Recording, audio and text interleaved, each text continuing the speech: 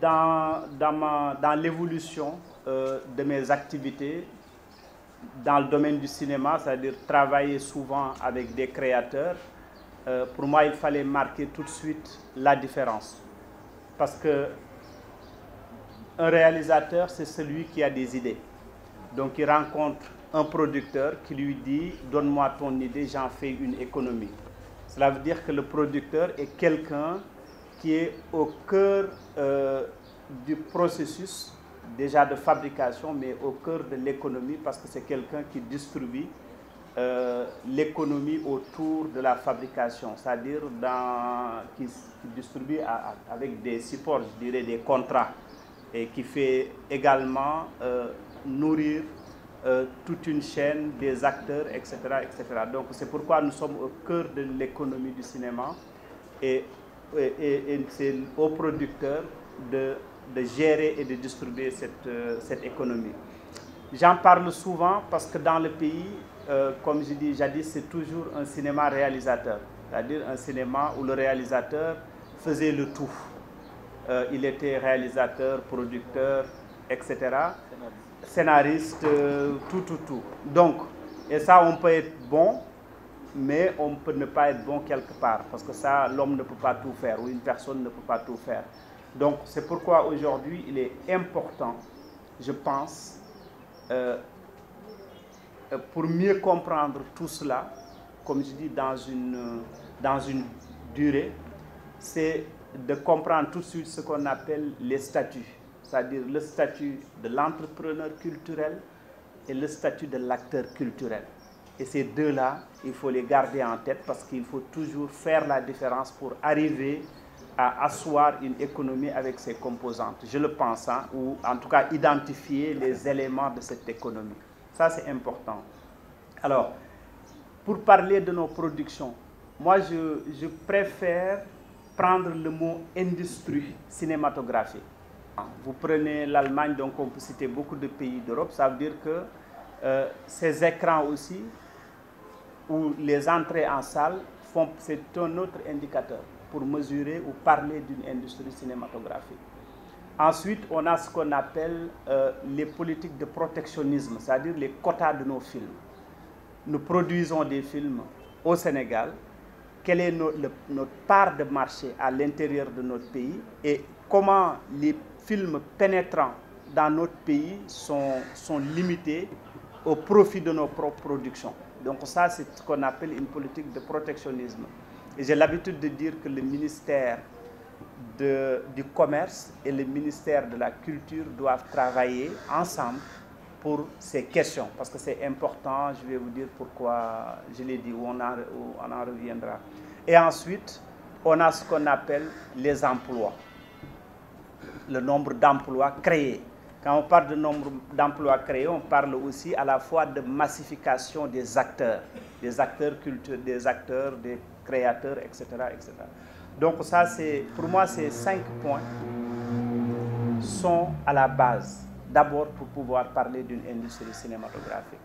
La question qu'on peut se poser, est-ce qu'à l'heure actuelle, au Sénégal, nous avons ces indicateurs et est-ce qu'on peut parler légitimement d'industrie cinématographique? Comme je dis, sachant que nous n'avons pas encore réglé ce problème de statut de l'acteur culturel et de l'entrepreneur culturel. C'est-à-dire, ku nekk kan mooy kan, ku nekk lan ngay def, lan mooy taxawaayu ku ne, pour éviter que tout se mélange, qu'on est devant un flou artistique qu'au-juridique, parce que c'est le cas actuellement aussi.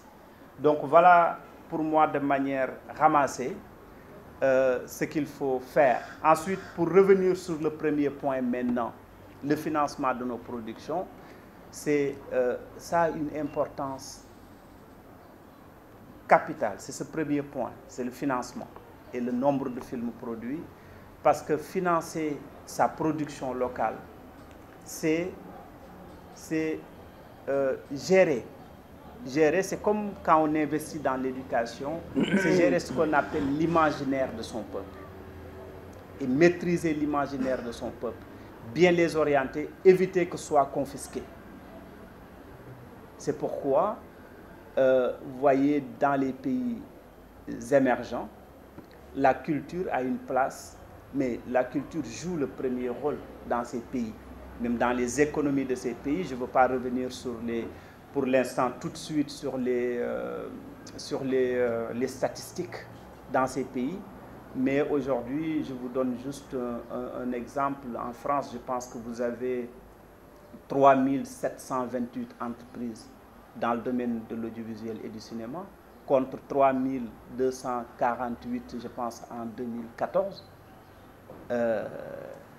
Et l'industrie culturelle, les industries culturelles font en général mieux que l'industrie pharmaceutique et l'industrie de l'automobile. Je vais axer mon intervention principalement sur 4 points. Il s'agit de voir un tout petit peu le clin d'œil sur le monde, en fait, ce qui se passe dans le secteur du cinéma et de la production.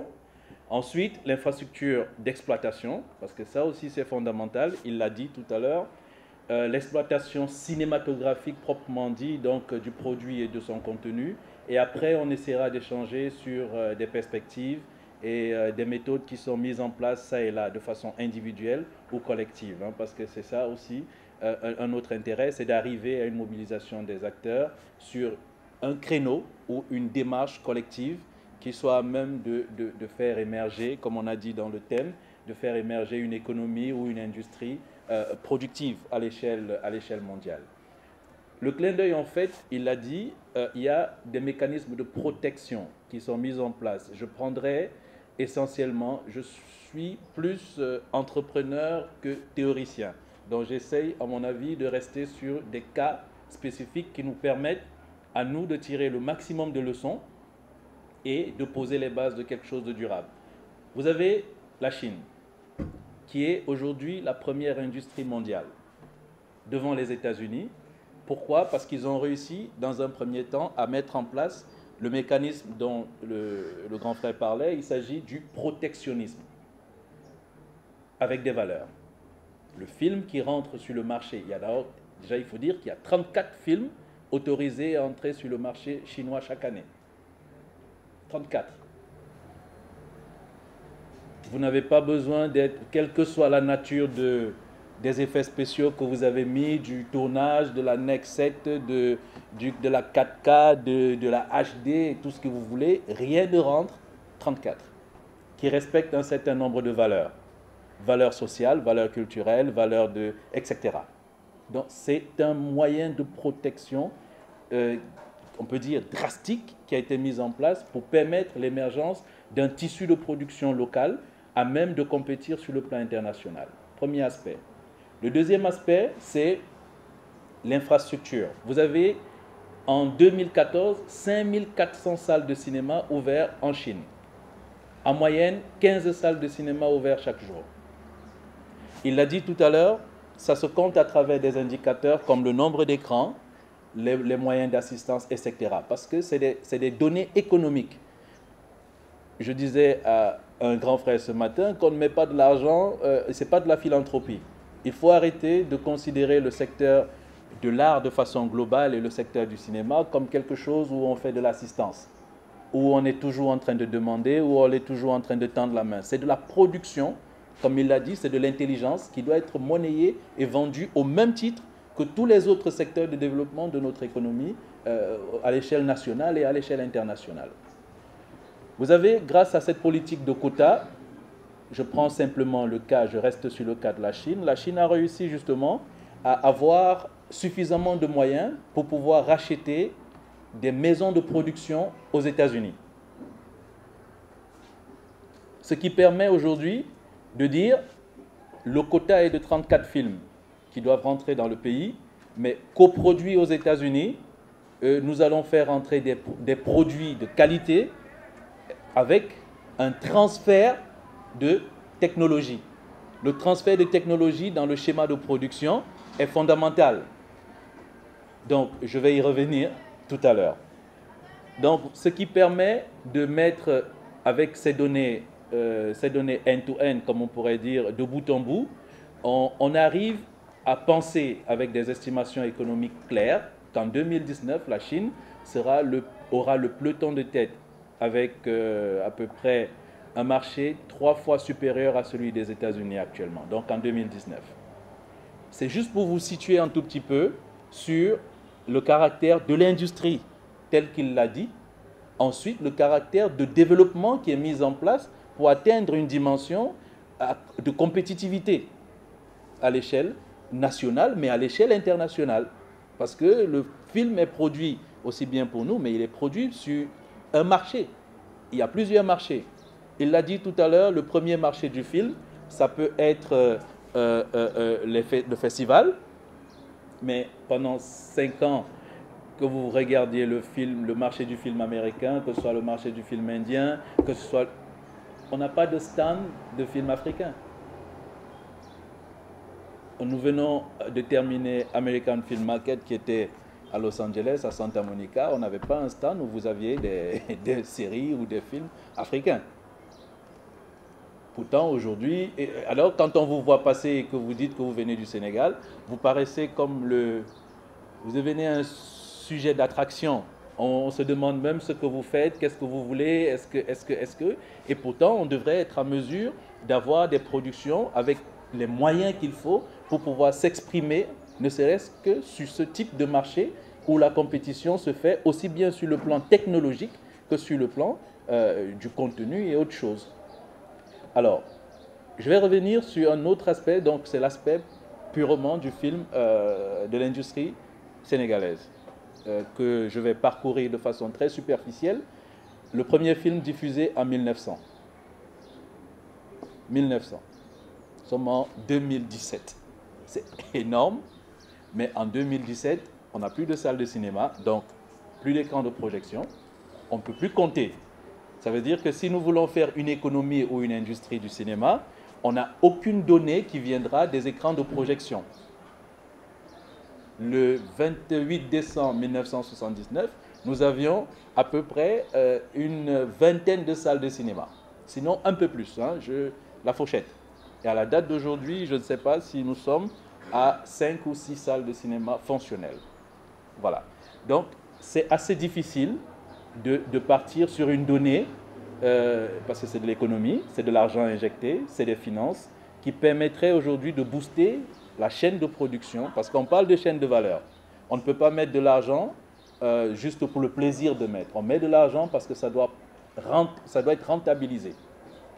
Alors, le palmarès du cinéma sénégalais est énorme. C'est paradoxal qu'on soit aussi bien représenté sur le plan des productions. Ça veut dire nos productions gagnent énormément de prix. Nous venons du FESPACO, depuis 1972, on gagne des prix, etc. Mais que de façon structurelle, qu'on n'arrive pas à avoir une industrie visible, d'abord pour les jeunes qui viennent, parce que c'est une nouvelle génération d'entrepreneurs culturels qui rentrent sur le marché, mais aussi pour les anciens qui sont en train de partir, parce que c'est un héritage qu'ils devraient être en mesure de laisser à la prospérité. Donc on a je ne sais pas comment le dire, mais c'est un déphasage énorme, parce que lorsqu'on est par exemple au FESPACO, on applaudit énormément la production sénégalaise, et le Mali a fait appel à l'expertise sénégalaise pour son fonds, qui est doublé ou triplé, voire quintuplé par rapport à ce que nous avons mis en place. Et c'est difficile d'exporter une expertise comme celle-là dans un pays et de ne pas être en mesure de développer une chaîne de valeur cohérente et productive. Okay? Donc, on est au niveau de l'infrastructure d'exploitation. Donc, pas de salle de cinéma, pas de production qui tienne. Lorsque le fonds est mis en place, le fonds rentre dans l'arsenal d'outils d'accompagnement et de développement. Nous avons eu un certain nombre de critères qui ont été mis en place dans les TDR du FOPICA, etc. etc. Ce n'est pas une critique, c'est une observation. On n'a pas d'analyse réelle. Pourquoi est-ce que le fonds ne soutient que pour 25 millions la production et moins pour la post-production? Pourtant, dans la chaîne de production, la post-production est l'élément qui nous manque le plus dans notre tissu. Est-ce qu'il y a une analyse qui a été faite pour nous dire, à la date d'aujourd'hui, le fonds, si nous donnons les 25 millions réellement à un producteur, moi je prends le cas, je finance des entreprises presque tous les jours. J'ai fait une analyse réelle l'année dernière, c'est quand vous donnez 5 millions à une personne en liquide, soyez-en sûrs, c'est de nouveaux baptêmes, de nouveaux décès, de nouveaux problèmes et tout.